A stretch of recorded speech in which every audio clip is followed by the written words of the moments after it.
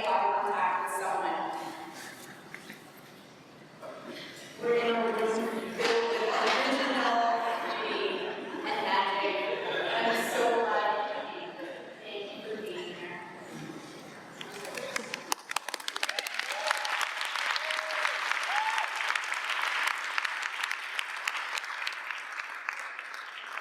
And you are welcome to be vocal. If there's something that you love in the audio tracks, you are invited to take photographs if you wish.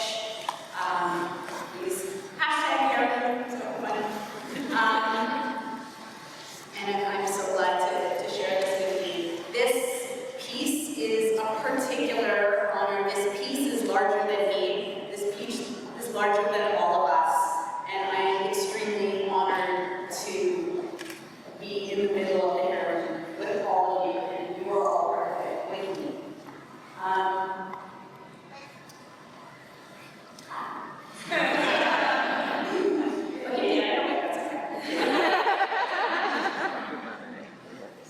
It is also really special to be here because, as you know, this land that we get to be on has had human activity on it for thousands and thousands of years. And it's so wonderful. It's so wonderful that we get to gather here, that we get to enjoy agriculture here, that we get to enrich each other's lives here. This land is the territory of the Mississaugas credit. And Huron and Dad, and many other people from all over Turtle Island. And I'm so glad that I was born on this land, and I'm so glad that I get to share on this land. And I'm so glad to welcome my mom. Thank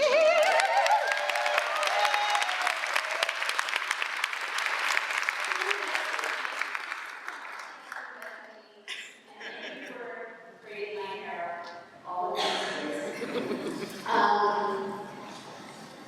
Another little point of order before we begin. I may call on some of you. I may call on some of you by name, and I'm just curious. If you're in this room today, is Dainty Smith in this room? No Dainty today? Ivory? Yep. Yeah, you are. Marsh? Yes. Marsh. And so on. There will be others that I will call tonight. Continuing on with a sense of place, I want to first lay these out. And I will ask Sam to begin. Let's enter the HairLoom. When I first started Femme Fatale, we were in the Melody Bar at the Gladstone, and then we moved to Unit 2, which is like a loft slash a house slash art space that's cultivated or curated by Nick Murray and Rosina Kazi from Lal. And my best friend Hillary gave me this, so we would, because it's kind of like, it's like not really like a show place, but they kind of made it into a show place. So we hung this against the, like on the wall. So this was like the backdrop for the burlesque performer.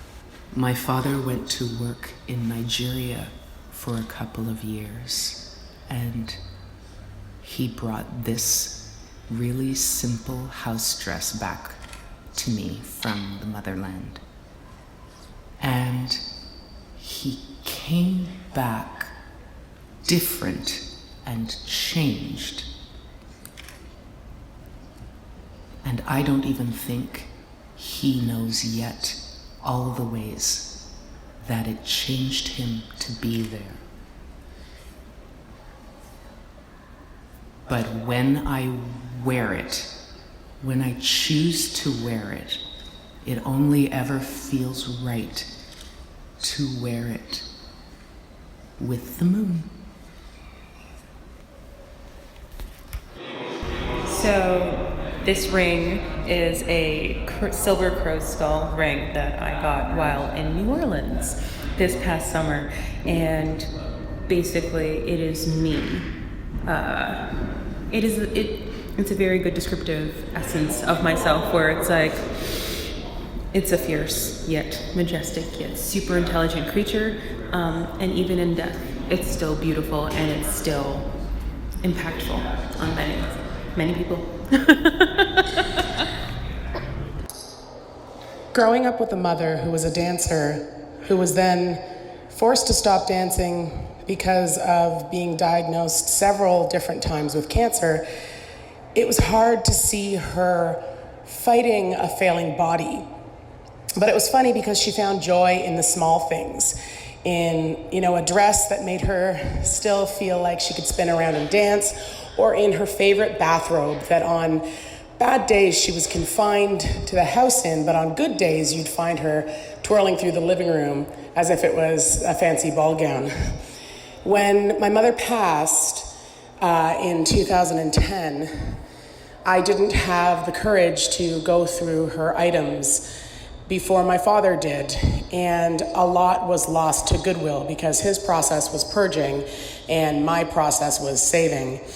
But the funny thing is, 8 years after he purged nearly everything of hers that I hadn't taken or been, had given to me when she passed, I found myself really missing my mother one day, and sorting through an old gym bag of mine, I found the plaid robe tie to her favorite bathrobe, the one that, despite many Christmases past where we gave her new bathrobes and urged her to give up that original bathrobe that, signified her first battle with cancer, but also signified her freedom when she would find that, energy to dance in this bathrobe. I found the tie for it in and amongst my socks. I don't even know where it came from. I don't know how it got into there. I couldn't tell you why it was saved and nothing else. So I kept it and I hung it on the back of my bedroom door, and there it stays to this day. When I need a little bit of my mother's energy, I hold on to it before I go out the door and I say a couple words to her, and then off I go, spinning into the street and taking her energy with me. So when Coco approached me and said, I'd like something that means something to you to have braided into my hair by my mother, I searched through my house for all sorts of beautiful fabrics with meaning, cloth I've gotten from dear friends in Africa. But honestly, the first thing that came to my head was my mother's bathrobe tie, because she was such a strong force and such a strong link. And what was such a simple object brought me so much comfort after her passing, years after her passing when it turned back up, and brought her so much comfort through some of her darkest days. So it's a blessing to be able to see it worked into this piece. So, this is a dashiki. It's a fabric that has been around for like ages, years and years and years. Our great-great-great-grandmothers used this, and good thing about this is this particular design of print has been around. It's the same thing, they just keep doing replicas, but it's the same. The dashiki is called different names in different parts of countries in Africa, but the same pattern is used in West Africa, in East Africa, and some part of the Northern Africa.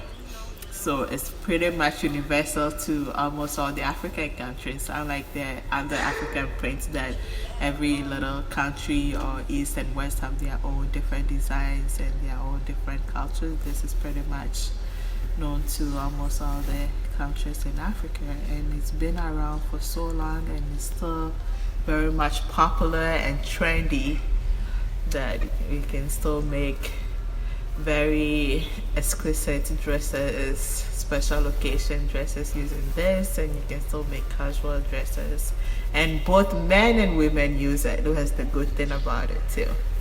So here's a little piece for you. Thank you. All the best, my dear.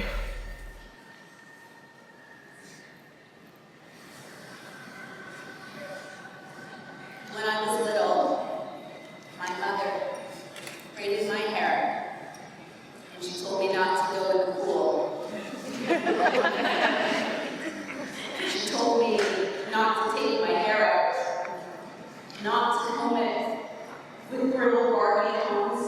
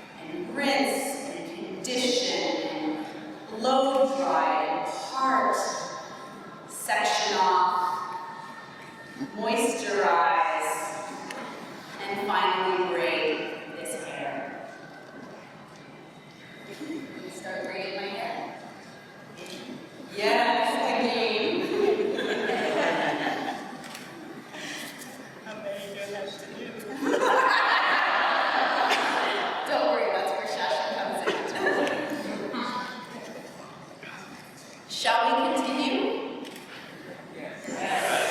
My name is Catherine Adai Bodu, and I am a female entrepreneur, fashion designer based in Toronto of a clothing label called Kayla K, and I focus primarily on working with Ankara or Intima African printed cotton fabrics to design luxurious, beautiful, out-of-the-box evening wear, classic wear, clothing for the modern woman who wants to obviously stand out in a crowd because my clothes are so printed and so bold that it definitely is a conversation starter. And my familial history is from Ghana. So we're from Ghana, West Africa. And I had the privilege of living there for the first 5 years or so of my life. But we've been in Canada now for a better part of over 30 years. And as a kid growing up in another country, I became Canadian so quick, so fast, just with the kids and the school system.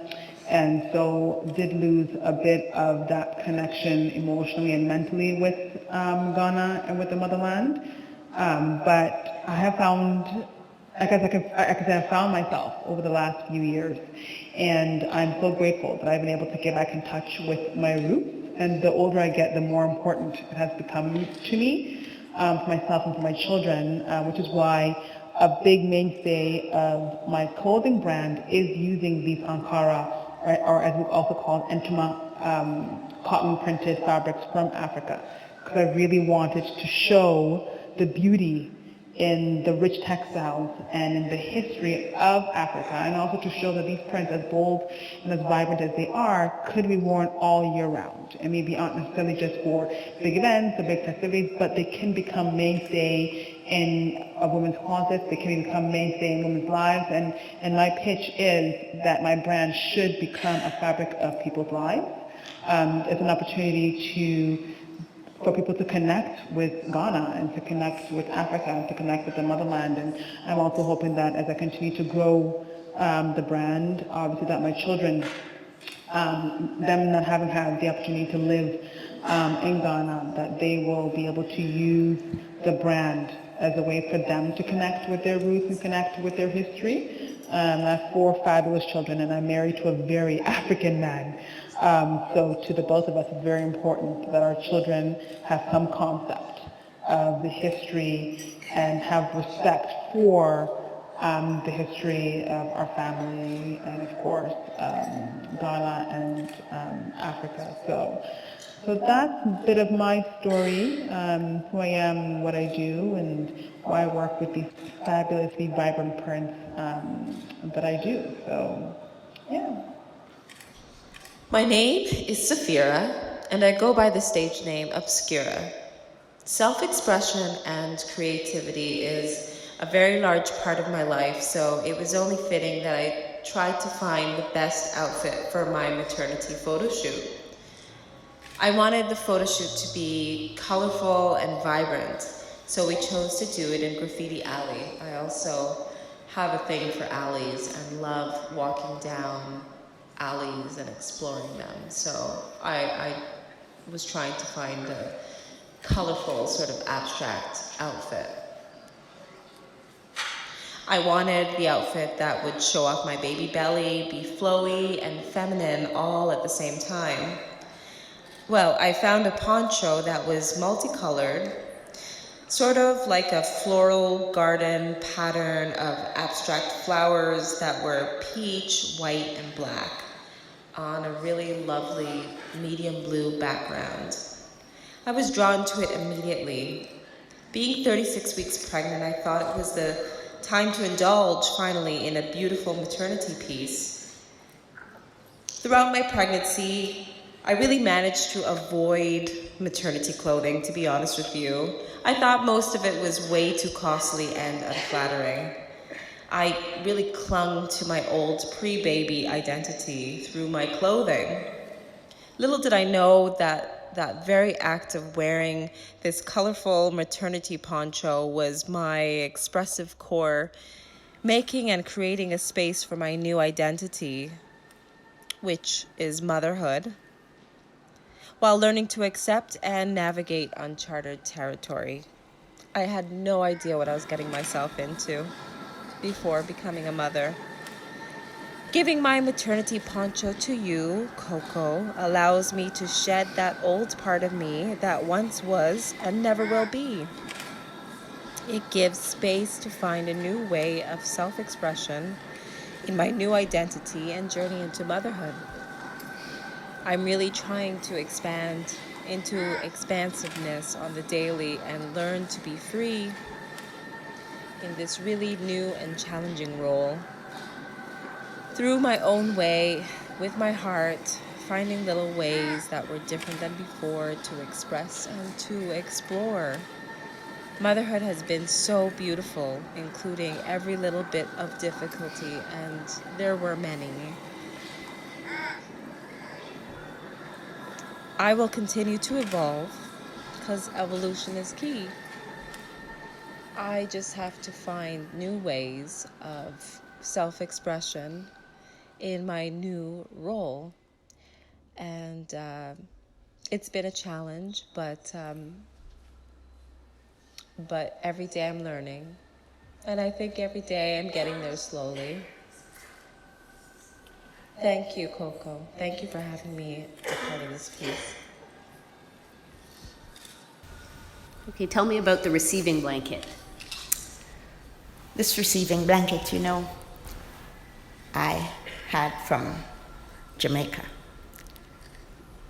And when my first baby was born, and then this child's born here in the cold of February. And I remember going off to the hospital in the snowbanks and the slush, and coming back a few days later in the February thaw. And that's why I remember there's a February thaw now. Anyway, I thought, this little blanket, what's this going to do in this cold weather? But of course, it was just fine in the house.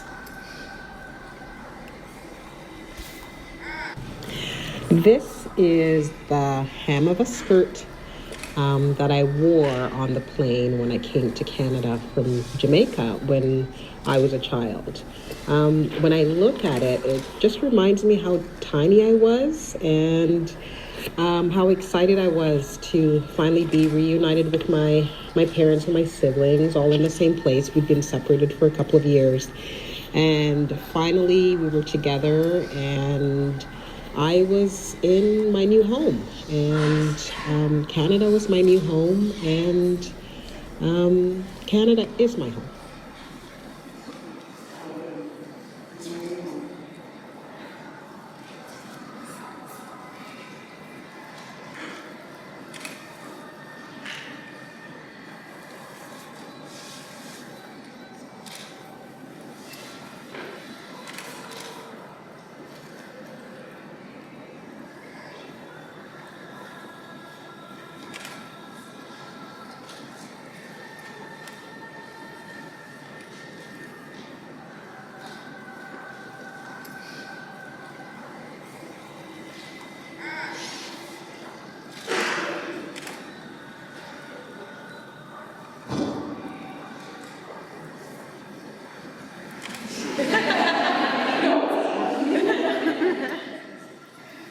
In these braids, in every single one of them, is a braided strand of black stockings. If you've seen me perform burlesque, you've probably seen me wearing a pair. It's somewhere on this head of it.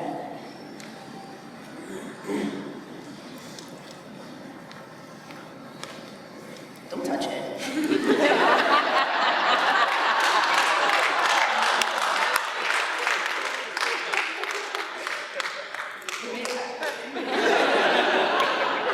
Don't touch black people's hair. Don't touch black people's hair.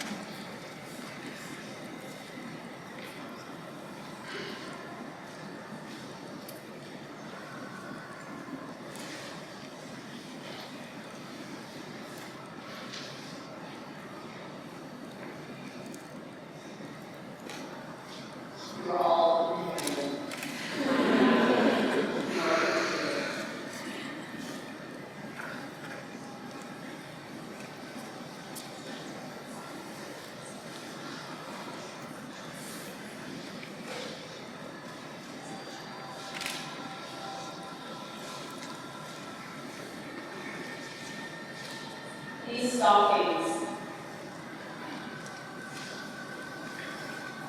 And this burlesque art took me around the world. And as a burlesque artist, as a Black burlesque artist, on the world stage when I first started, I was rare. It was uncommon. They didn't know this body.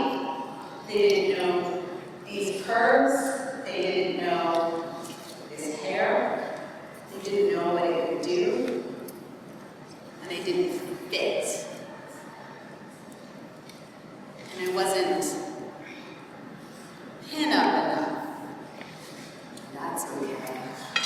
Because I have something different.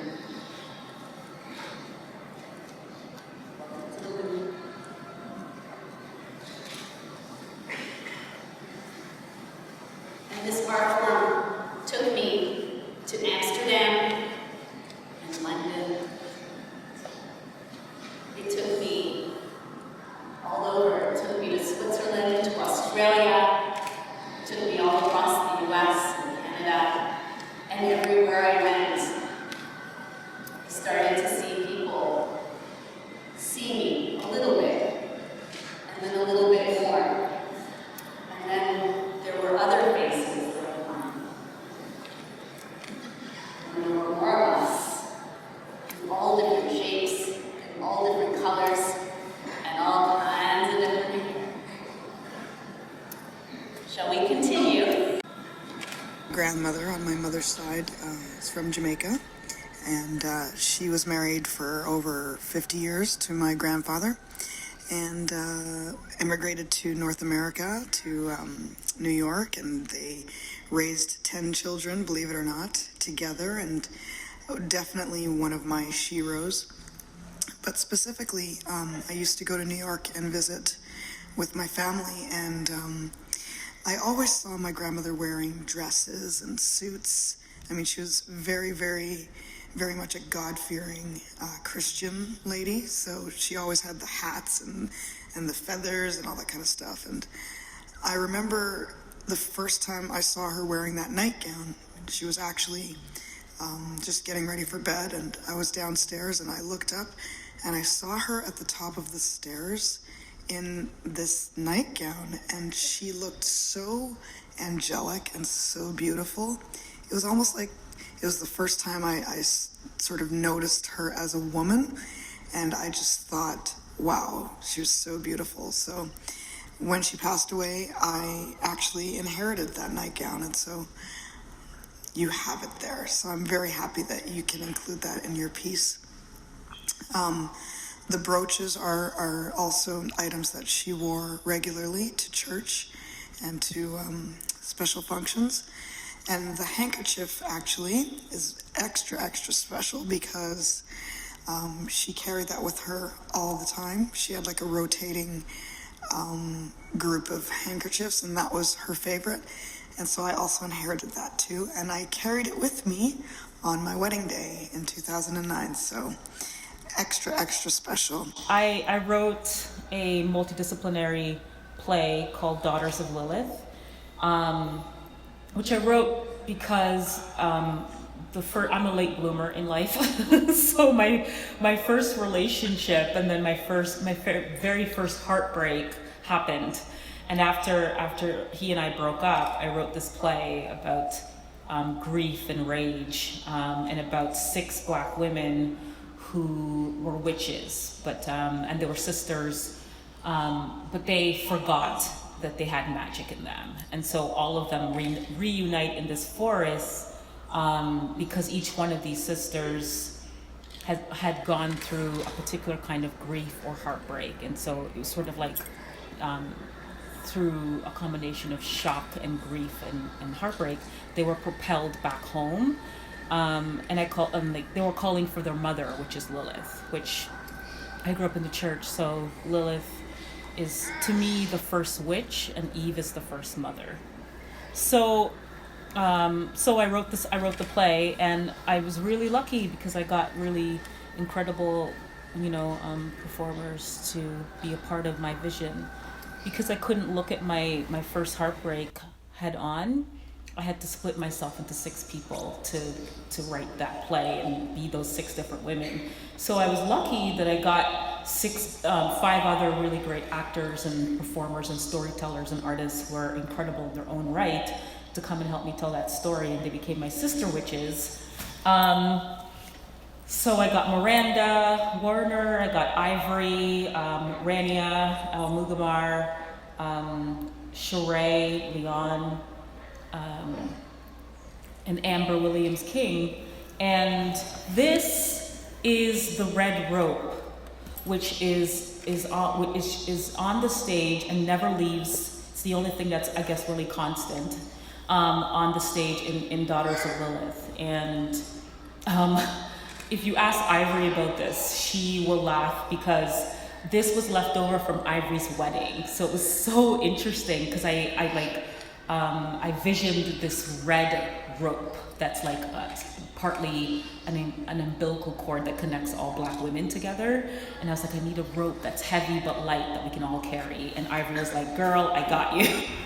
What can you tell me about the umbilicus? So the umbilicus is actually woven together by the team who did Daughters of Lilith, which is an incredible play based on basically moving through the world as a Black woman and what that archetype looks like, how many different forms we all take. It was written by Toronto playwright Dainty Smith, a dear friend of both of ours.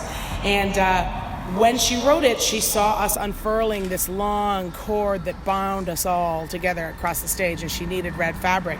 And I said, well, I have 3,000 meters of it in my basement, and I'd love to give you some. And the joke is that when I got hand fasted 5 years ago, I saw my bridesmaids wearing hibiscus. So not quite red, not quite orange, somewhere in between. And I ended up contacting the Canada Tool Company to make me my perfect hibiscus tool to make these dresses. And long story short, they originally liked the color so much they were going to pay for the dye lot, and I could just take the 55 meters I needed.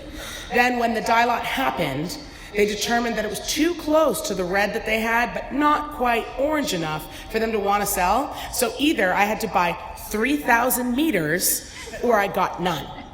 So I bought the 3,000 meters, filled my car to the rafters, just myself, my partner, and our girlfriend in the back, who literally couldn't see over top of the fabric. It was that filled with all of this fabric. We had to drive all the way up to Peterborough to get it, just for the 55 meters.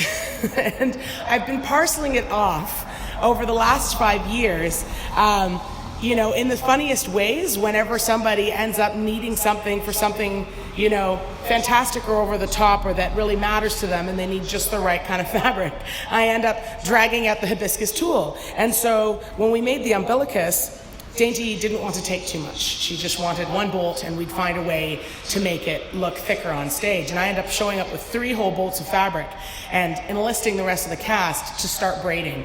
And we braid and we braid and we braid, and it just keeps going. And it's reaching out the end of the Daniels spectrum into the hallway, and everybody's watching us braid full bolts of fabric. We're tossing bolts between all of us. And Dainty's eyes are just sort of filling up, and she's like, I didn't know this is what it needed to be, but it needed to be this. Because we all sort of wove our magic into it. And now it gets to get braided again, and it just seems so fitting to go with you. Thank you. And what else has this fabric been used for? Well, here's the joke, is that when I got a call from you a little while back, I think it was 2 Toronto burlesque festivals ago, that you were looking for fabric that could glide across the audience, I ended up instantly suggesting the hibiscus tool and dropping 2 bolts to Brooke, our mutual friend and costumer. And Brooke didn't end up using them. They kind of sat in a corner. And so 2 years later, I'm about to get on stage with Les Femmes Fatales, our troupe. And one of my dear girlfriends in the burlesque troupe takes the stage to debut a piece that was about loss and gain and being fierce and coming back from her miscarriage. And she takes the stage in this huge skirt made out of red tulle. But it's not quite red, it's hibiscus. And I can see it from the crowd, and I'm weeping because it's such a powerful piece.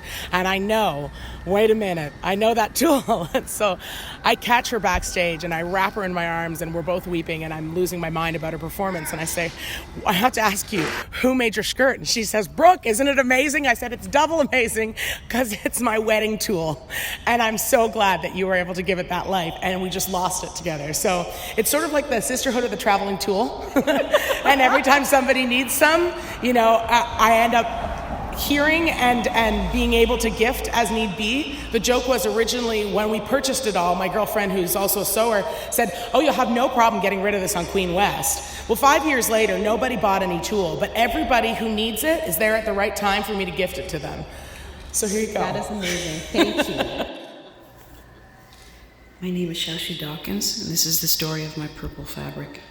I'm a Black and Indigenous American woman. My parents were Black nationalists. I have been a hairstylist for 25 years, and this fabric was presented to me as a gift from a client who was born in Uganda. She went back home and brought this back for me. I was so honored to receive it.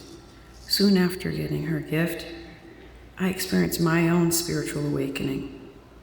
At that point, I stopped whatever I was doing and made myself sacred space. I used this fabric as my altar cloth for years. And with this fabric, I learned to love all aspects of me and begin to heal my inner child who didn't know not only was she enough, but her feelings are valid and she is wise beyond her years. This represents the divine, sovereign, feminine goddess energy that is passed on through women in our lineage. I have the best memories of sitting on the floor while my mother braided my hair in cornrows while she told stories of the women I come from. My name is Cheeky Diamonds, and this is the story of my alligator fabric. So I am a multiracial, female-identifying individual, and my mother is Caucasian, and my father is African-American and Belizean. So this fabric came from a romper that was made for me by my grandmother on my mother's side. So my grandmother is a Caucasian woman from a very small town, and her and I were inseparable until I was about 16 years old, and one day she took me to the store when I was about 5 and let me pick out fabric for a romper that she was going to make me. So I picked out this alligator fabric, and she took it home and made me an outfit, and I have cherished and loved it since then. So my grandmother is a Caucasian woman from a small town who is a Trump supporter.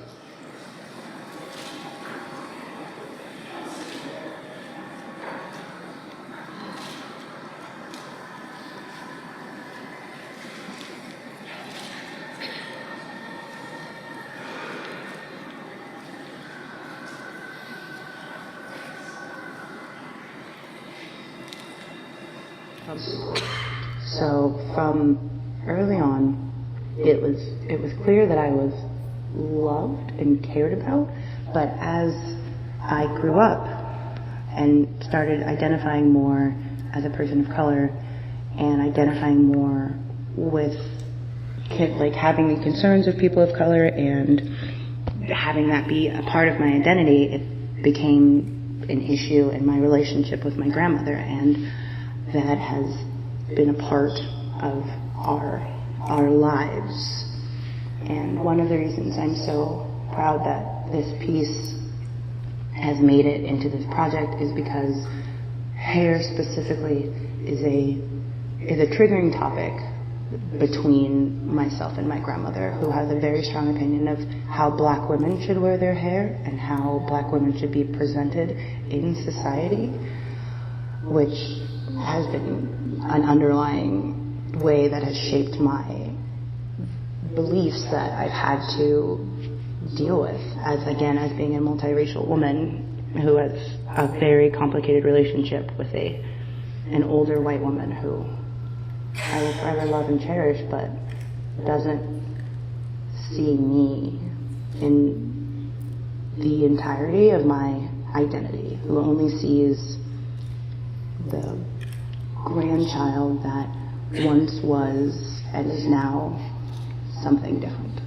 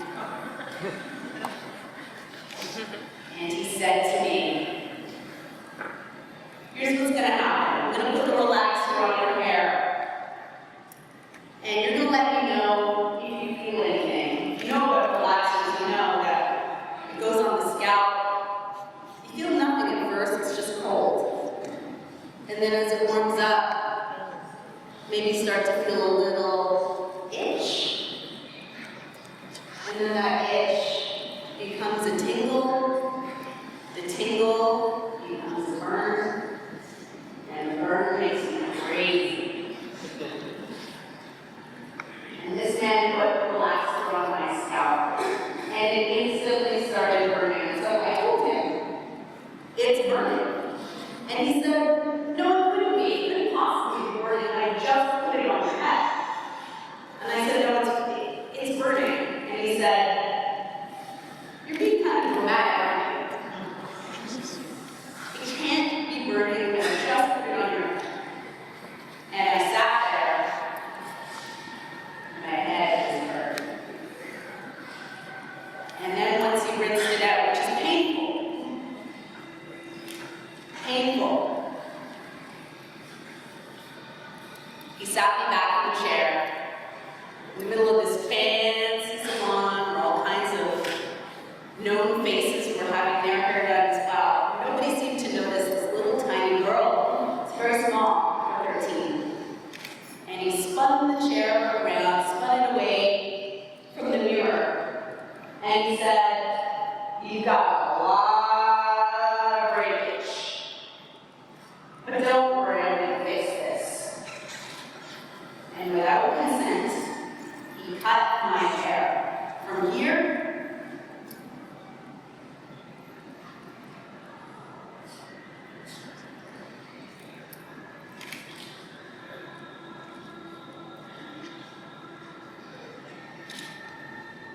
to here. And he blow dried it.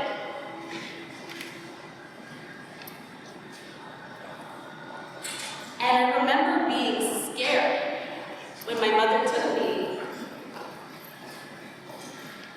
in the subway afterward to go home because I never felt wind in my hair. I didn't know that feeling.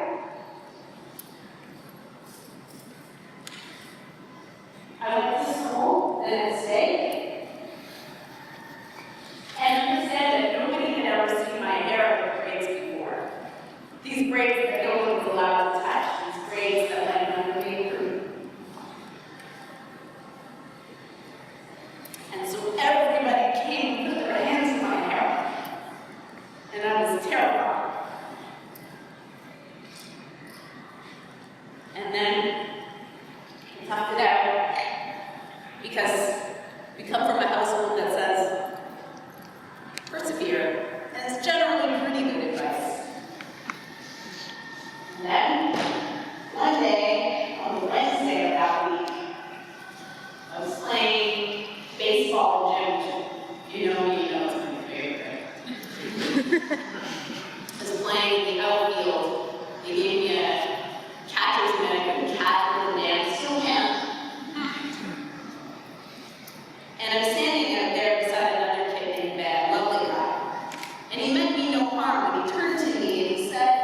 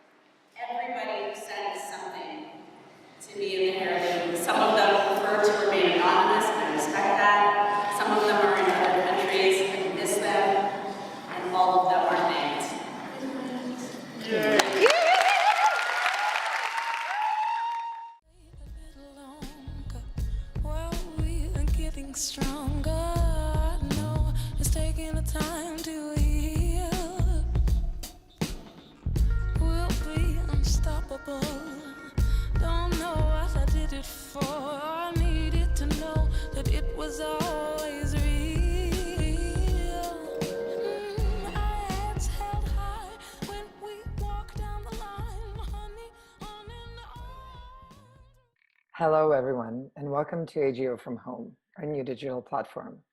Thank you for joining us this evening, presumably from your home, where we hope you're well and safe. My name is Bojana Stancic, and I am the Assistant Curator, Live Projects and Performance at the Art Gallery of Ontario. Today, we meet in the virtual world, but I would still like to acknowledge that the Art Gallery of Ontario operates on land that is the territory of the Anishinaabe-Mississauga Nation, and was also the territory of the Wendat and the Haudenosaunee. The dish with one spoon, wampum belt covenant is an agreement between the Haudenosaunee Confederacy and the Anishinaabe Three Fires Confederacy to peaceably share and care for the resources around the Great Lakes.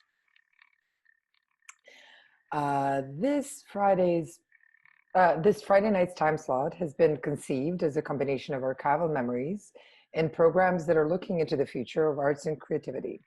In the last few weeks, we brought you music inspired by abstract expressionist paintings, courtesy of Memory Pearl, transition of Silverina's dance piece made for theater to its current form on the digital festival circuit, visual artist Eri Cha, who checked in from London, choreographer Marie Lambin Gagnon, that checked in from Toronto, and we even heard from Peaches in Berlin. Tonight's program is special because, yet again, we get to talk to artists we love, and particularly resonant because so much of our current lives are revolving around our homes.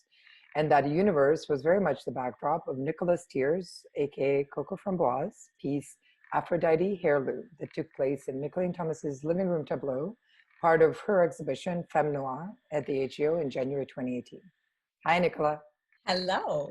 Welcome so much to this new digital world that we're meeting in. It is so wonderful to join you. Thank you for having me. Oh, it's such pleasure. Yeah, it's been a while, but it also feels like it hasn't been a really long time either. Luckily, I will just say a few maybe things about the performance that you did, and then maybe we can sort of talk a little bit more about sort of its resonances now and our current moment, which we can never get away from. Aphrodite, and we have some of the images here too. Aphrodite HairLoom was many things. Contemplation of Black beauty, your personal archives, tribute to a lineage and community, and an overall generous and deeply generative celebration, platforming a multitude of voices. In some of the images archival, I think in the pre-interview we were talking about unpacking them. I'm seeing your mother here. I'll just let you maybe talk through some of your reminiscences through these photos. Oh, this is so lovely to see these images because I hadn't seen any of the archival photographs from this wonderful night that we shared together in January of 2019. It's so much fun. It's always fun spending time with my mother, Pat Steer, and it's such a beautiful image because I don't have this moment in my archives at all. I mean, but also the joys on both of your faces kind of creating this work is something that has never left me, and it so marks my experience of that night as well. I'm so glad that she said yes to creating with me. But to be honest, you also had your sister here and your niece. I did. My sister and her daughter came all the way from Montreal. My sister Tracy told me that she didn't let her daughter Ava Scarlett know about the trip until just before they took it. I think they pulled her out of school to come take the train into Toronto, and it was about to be Ava Scarlett's 11th birthday, and she was so surprised to come to Toronto and to come to this night. And she very quickly was able to appreciate the scope and the weight and importance of this moment for Black women, for me, for our family. And it was so meaningful. I understood it when I called these women forward to hold my hair while I danced. I saw the seriousness in her face when I handed her a braid, and she transformed in front of me. She just like accepted this responsibility. She was so serious, and it broke my heart, but like in the happy way, like my heart just split into happy birds that flew. And it's been such an honor to have this baby woman in my life, and to have her with me in this on this very special occasion in the gallery. Maybe I also see in this photo, I see my dear friend Marsh with the blue hair, who I met through Choir, who's always been an incredible force of support. Beside her with the long hair, we see Ivory, who is an incredible force of wonder. She is a jazz singer. She is a burlesque artist. She's the founder of the Succulent Six. She breathes fire. She's an archer. She runs a farm. She rides her horses naked. She's a witch. She's phenomenal. Beside her, Corey Brannigan, an incredible jazz artist and former backup dancer to me as one of Coco's bonbons. And this wonderful stranger whose name I did not get, this person in the red coat, we had a lot of meaningful eye contact as I was doing this performance in the round, and I felt like she wanted to be present for me. So I gave her a strand of my hair, and she instantly stood up and held that. And I just think it's so wonderful, the ways in which we can hold each other as humans.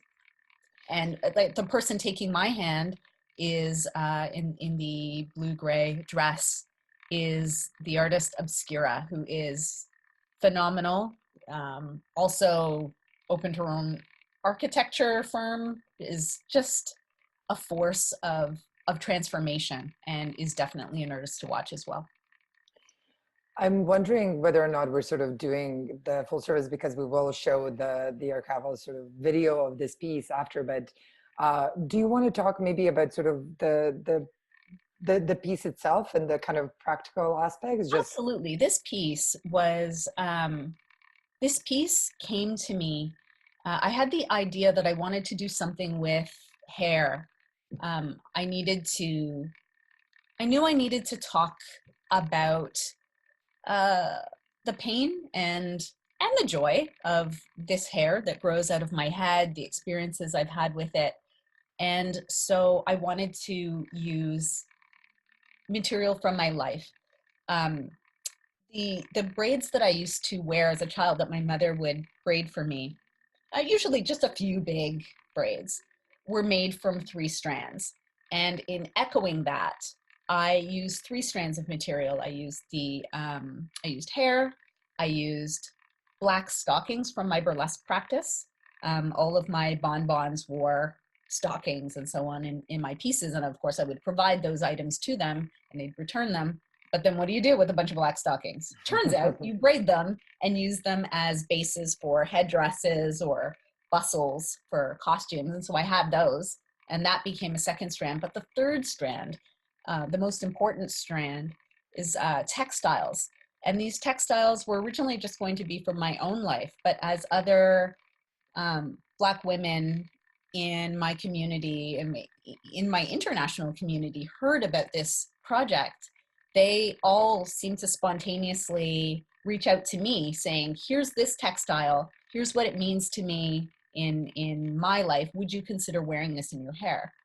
And the piece then became a kind of sound collage. As I gathered the textiles, I then interviewed each person about what the textile meant to them. And that was the soundscape that was holding the performance. And every few stories or so, I would live tell something from my own life. So everything that you see in this offering is held with a lot of honor, a lot of responsibility, a lot of care for all the many lives that generously contributed. And I am still so moved that strangers came to me with their story and entrusted me and did not want, many of them did not want the materials back. They asked me to let it live in archive as I expand the piece going forward. Very generous. I mean, I felt all of those moments, even though obviously I didn't have the same experience sort of in my life. But the tenderness, the generosity, and the space that you hold for others as well was really palpable throughout. I mean, I was sort of reminiscing previously about we had made a decision to close the door, and we were sort of packed audience. Like I don't know how many hundreds of people there were. We couldn't actually accommodate any more in the space, but before we opened the doors, it was like a snaking line, but there was no tension and there was no anxiety of like usually waiting sort of audiences before the doors open.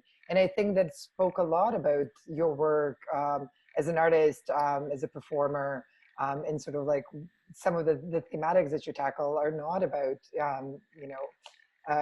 cutting in or cutting through, but it is really about holding space, and it's about platforming.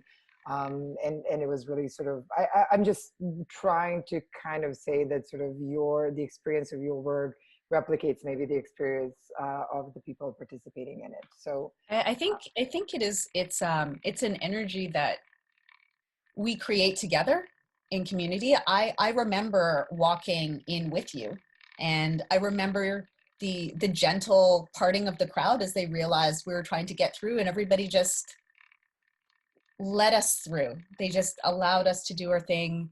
I didn't have to, there was never any tense moment about where to sit or stand. People could feel that the space was needed, and they were part of holding that space. And everybody in attendance had a role there, and played it beautifully. So to everybody who was able to be with me that night, thank you. Thank you all for contributing to the magic. Nikola, so much of that piece also, as you were talking with your mother and your experiences, is about reflection. And I can't help but sort of try to posit this question, and again, like how to phrase it is challenging, but as you reflect now on the piece, and I'm just even reflecting on the moment from when I invited you to participate in this program to, us actually filming this segment and program, so many things have happened. Originally, we only had sort of COVID to tackle and new realities that brought up. And then subsequently, there was the sort of revolution that happened post May 25th and the murder of George Floyd. So I'm just wondering, like, how do you reflect on this work now? Because so much of it is about reflection already. How does this kind of like dynamic and shifting landscape change that from moment to moment, day to day now? Well, I think that we're always shifting. I think we're always changing ourselves. We're changing our perspectives all the time. We have to respond to the moment that we're in, and we bring to every moment, every other moment we've lived through. And there's something really beautiful about that. There's also something that's very tense about that sometimes. I think we've all had the experience of looking at work that maybe doesn't connect in the current moment. Maybe there are things that were harmful in the past, or ideas, perspectives we've moved through. I think we all know that experience. But when I look at this work, I think about where I was in contemplating my hair. I think about and when I say my hair, I think about the external pressures I've experienced to change the texture of my hair and why. Different feelings about the change in texture of my hair, because my hair was first relaxed at the age of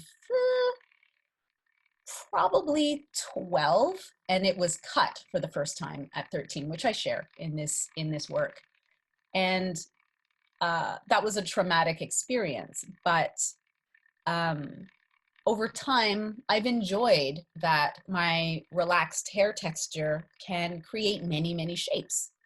And I've enjoyed those shapes. So I've mostly treated it as artist medium in my life. But now with this, with the continued change in cultural, in what's going on in the cultural landscape, and how we are, we're seeing this wonderful uprising against forces of oppression. I'm thinking about my hair in a new way. I'm thinking about whether or not I want to continue relaxing my hair. especially now where, we've all been at home for a while, and like everybody, my hair too has grown out. I haven't had an opportunity to relax it. I haven't had an opportunity to color it. So I'm looking at lots of beautiful kinks. Like I quite like my kinky hair. And it's grayer than I ever remember it being. And it makes me think about like how I feel about my Black beauty now. What is authentic to me now? What am I outgrowing? What am I embracing? What am I afraid of? And, I have no answers about that, but I can tell you that I'm sitting with a lot of questions. And, the discomfort of like, is my body a political site? It is, but do I have to demonstrate my politics with my hair? Can I just be a person with hair? Can't I? What does that mean? I don't know. Still thinking, but it's a wonderful moment to be reflecting on all the choices we make. What is harmful? What is life affirming? What is outdated? What needs to evolve?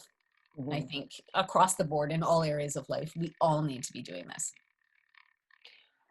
You have been working through some of these questions before. I mean, the HairLoom performance was not the first time that the Afro-Dite, and I don't know if you call it a character or a body of work, you had embodied that sort of personhood. You embodied her. Yeah. Yeah. So can you tell us maybe a little bit more about that evolution? And so, yeah, like the Afro-Dite kind of series, I guess. So it's more of a body of work than a character, really. The first piece in this collection I created in 2017, and it was called Afro-Dite Black Betty. And it features, in that performance, I go through excerpts, 3 different versions of the song Black Betty. One starting with the gritty blues version that most people don't know, transitioning into Ram Jam's version of it, the kind of fast guitar, heady guitar version that most people know and think of as the original. It is not. And then into a very contemporary, brand new at the time, electro swing version. And I transitioned through those 3 versions with a different energy. And at the end, it culminated in a wonderful moment with my fellow Black burlesque dancers who were all participating with me at the Toronto Burlesque Festival where this performance took place. And they all joined me on stage for a beautiful moment of glory and resistance. And yeah, so that was that first piece. The second one was also on the Toronto Burlesque Festival stage, and it was called Afro-Dite Cocoa Butter. In that piece, my prop was a giant bottle of cocoa butter, spelled cocoa in the Coco Framboise way without the A at the end. And in that performance, I start out with just an oversized mane, lioness, and kind of huge, kinky wig. And as I am transformed by this golden cocoa butter, as I slide it onto my skin and we start to see the gold bits, I'm transformed, and this hair comes off and reveals a rhinestoned afro filled with butterflies. And my costume was nudes and shimmer, just nude shimmer opulence. And my boa, instead of being a feather boa, was a boa made from afro curls and ending with strands of kinky hair. That's a little bit reminiscent of dreads, but not quite that. And so I reinterpreted this sort of classic burlesque prop of a feather boa into something that was speaking to a Black aesthetic, and reveling in that and finding power in that. And then I was invited to create Afro-Dite HairLoom, which had been living in my mind because I'd seen Mickalene Thomas work in a Seattle, at the Seattle Art Museum, and was so struck by the scale of the work that I sat down and wept in the gallery, and I just sat there for 2 hours. And that piece is really what inspired the cocoa butter piece. Oh wow! So it predates the HairLoom performance. Yes, I think that was really why I reached out to the gallery about it. I had seen Mickalene's work in March of 2018. I created the cocoa butter piece that summer for Toronto Burlesque Festival. In between those times, we had seen what had happened. I think Black Panther had come out. Childish Gambino's work had come out. This is America. Mm-hmm. Like there was a lot that had come out in the culture that made me feel like I wanted to punch harder and be more vocal. So I created Cocoa Butter, and then when I saw that the Mickalene Thomas exhibit was coming to Toronto, I knew I needed to reach out, and I was so excited to have this opportunity to create this work that was so urgent in me. And what an honor to have it placed there. Oh, I mean, inside Mickalene's work. Mickalene, if you're hearing me, thank you. I was too shy to say thank you directly.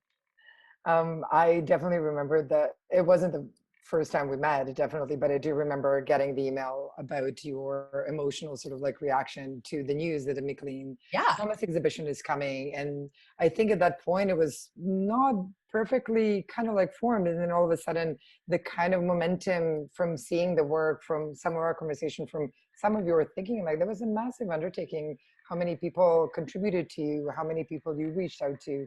I mean, so yeah, you really touched a nerve in your own network, but also did a lot of work to sort of like create it too. But it was very, to create that work was necessary. Like I was on fire at the time. I couldn't not create this. There was no, can I? This is happening. Yeah. Yeah. Somebody catch this work. It's coming out of me. And you did. Thank you. Oh my God, such pleasure. Nikola, I wanted to ask you maybe one more question, kind of coming around sort of the Mickalene Thomas, who is an African-American artist. And I know there was a lot of conversation about how this speaks to the Black Canadian experience. But I will never forget the moment when you walked into the exhibition and the living room setup, and you looked at the flooring and you were like, this is my parents' apartment from when we first moved to Canada. So I'm just wondering if you can kind of that for everyone at home, the floor in Mickalene Thomas's living room installations, I'm pretty sure it was like a linoleum, but it was a parquet, small parquet squares, which is exactly what the flooring was in my childhood home here in Thorncliffe Park. My parents, when they immigrated to Canada from Jamaica in 1972, rented an apartment, and that was home. That was home. So you were at your parents'. I can assume. I think this is the kind of the check-in with you now is Nikola, who's in 2020. Oh my God, 2019. What is time anyway these days? Anyways, thank you so incredibly much. I think we are going to play the entire piece. Thank you for sharing your documentation as well. Thank you. And thank you so much for checking in with us. It's been a really, it's been a year. It's been a real time. Yes, it has. It's been a real time. And I hope that, I look forward to seeing what everyone will be creating in response to this massive moment that every single one of us is affected by. Stay safe, everyone. Thank you. And thank you also all of you who are watching us. Thank you also to Danny Winchester, our producer, and my colleagues Aidan Solway and Devyani Saltzman. As we're launching into the weekend, I wish you the best. Join us next week. Thank you so much.